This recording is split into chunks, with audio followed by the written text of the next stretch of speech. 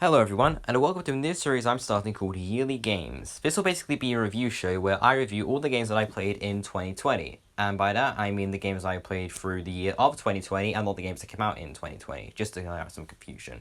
And so let's just sit back, enjoy the ride, and hopefully you play some of the games that I recommend to you. Uncharted 4, the final game in the Uncharted series. I want to way to end the series on a high note. Even though mechanically it's the same as every other game in the series, it is one of the better games. And why is that? Glad you are, so let's find out together. Firstly, we have to bring up the obvious elephant in the room. While the original trilogy were originally released onto the PS3, the footage I used for my review was of the remade games on the PS4.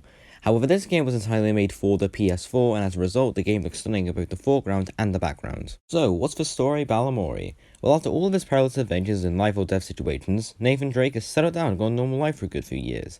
That is, until a new character is revealed in the form of Sam, Drake's older brother, who along with the villain for this game, Rafe Adler, are trying to find a lost city of pirate treasure, and as always, the same old and new snarky witty characters and dangerous adventures. However, there is one major flaw I have with this game, as well as the other sequels in the series. As I said before, mechanically it's the same game as the others. The same shooting, platforming, and driving as the previous games are intact, and there's barely even some new mechanics.